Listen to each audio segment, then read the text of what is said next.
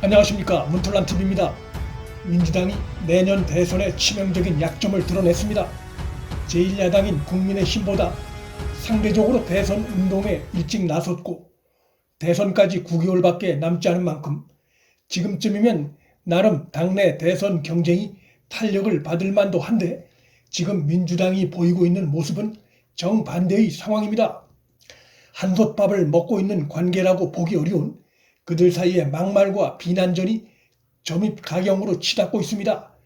반 이재명 측에선 이재명을 겨냥해 동화 속 이야기 정치꾼이라고 원색적인 비난 공세를 퍼붓고, 이재명은 이에 대해 기득권의 저항이라며 역시 강도 높게 맹비난하고 있습니다. 한마디로 선의의 경쟁이나 비판과는 거리가 먼, 그래서 당내 대선 후보가 결정돼도 후유증이 남을 수밖에 없는 선을 넘는 비방전이 가열되고 있습니다. 이 시기에 조국의 회고록 발간은 민주당 내분을 더욱 부채질하고 있습니다. 심각한 것은 당이 조국의 재등장으로 두 쪽이 나고 있음에도 이를 해결할 수 있는 중심 세력이 없다는 것입니다. 중심을 잡아야 할 지도부가 전혀 역할을 못하고 있는 양상을 드러내고 있습니다. 하긴 문재인까지 나서 마음의 빚이 있다고 한 조국이니 민주당이 갈라지는 것은 불가피한 상황입니다. 당내 비주류인 양 행세하는 이재명도 조국 사태 재연에 대해 한마디도 의견 표명을 못하는 한계를 드러내며 정치적으로 제 무덤을 파고 있습니다. 민주당 소속 김남국이 또 튀어나와 조국이 민주당 소속도 아닌데 당이 왜 사과하냐고 주장했습니다.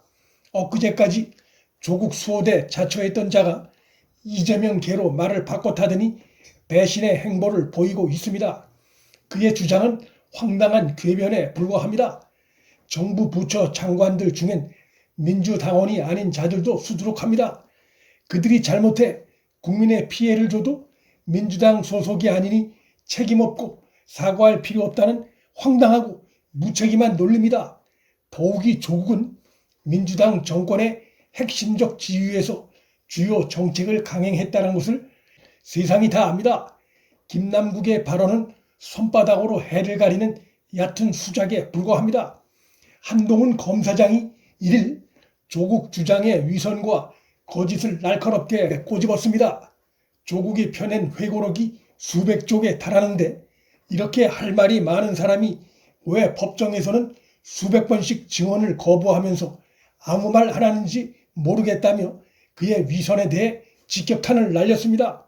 자신과 가족이 과도한 강압 수사를 당했다고 주장하는 데 대해서도 한 검사장은 조국 정경심의 휴대폰을 압수하지도 않았고 입시 비리 당사자 조민을 기소하지도 않았는데 과도한 수사라는 주장도 틀린 말이다라고 정면으로 반박했습니다.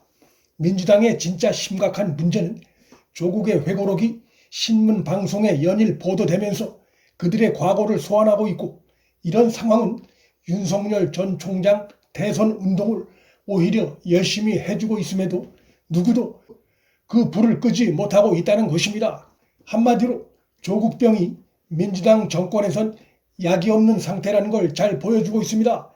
국민의힘에서 30대 중반의 이준석 돌풍이 일고 있는 것과 상반되게 민주당의 2030 세대들은 조국 회고록 사태에 대해 공식적인 문제 제기를 하는 목소리는 전혀 들리지 않고 있습니다.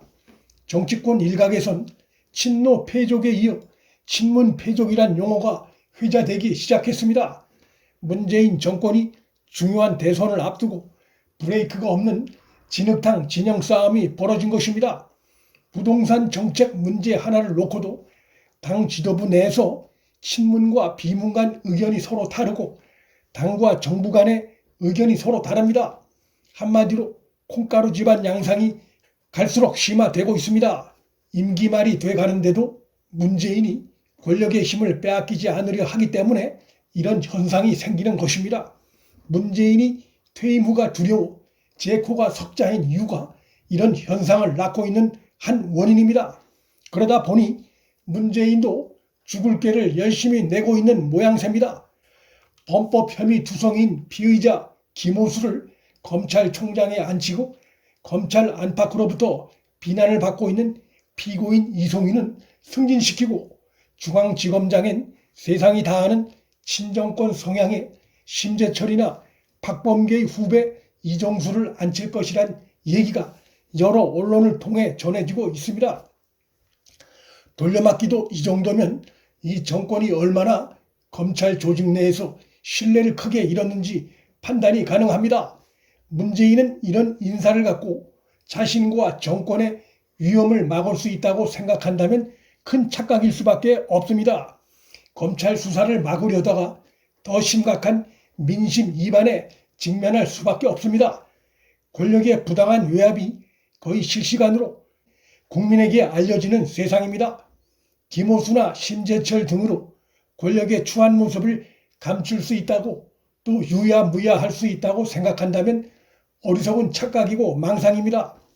신임 검찰총장 김호수가 1일 6대 중요 범죄 등에 대한 검찰의 직접 수사는 필요 최소한으로 절제되어야 한다라고 문정권 입맛에 쏙 맞는 발언을 했습니다.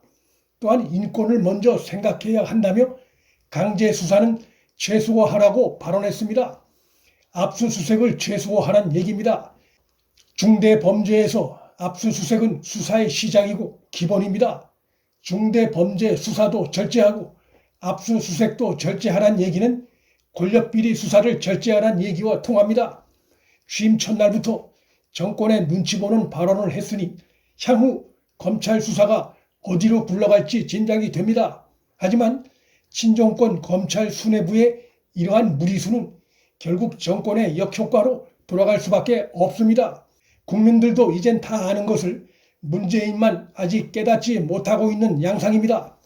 1일에 나온 한 여론조사에서 다자구도에서도 국민의힘의 대선 후보가 누가 됐든 민주당 대선 후보를 앞서는 것으로 조사된 것은 정권 교체에 대한 국민 열망이 그만큼 뜨겁다는 것을 잘 보여주고 있습니다. 윤석열 전 총장의 최근 국민의힘 의원들과의 이딴 접촉은 결코 우연의 일치로 보기 어려울 것입니다. 물론 함께 하겠다는 차원인지 입당하겠다는 차원인지는 좀 더 두고 봐야 하겠으나 정당 지지도에서도 국민의힘으로의 중도층 합류가 속도를 내고 있어 결국 윤 전 총장과 국민의힘의 통합은 멀지 않은 것으로 보입니다. 반면 민주당 내의 내분 그리고 민주당과 문재인 간의 내분이 심화되고 그들의 헛발질은 쌓여가고 있는 상황입니다. 문틀란TV 여기서 마칩니다. 구독과 좋아요 알림 설정은 방송 제작에 큰 힘이 됩니다. 시청해 주셔서 감사합니다.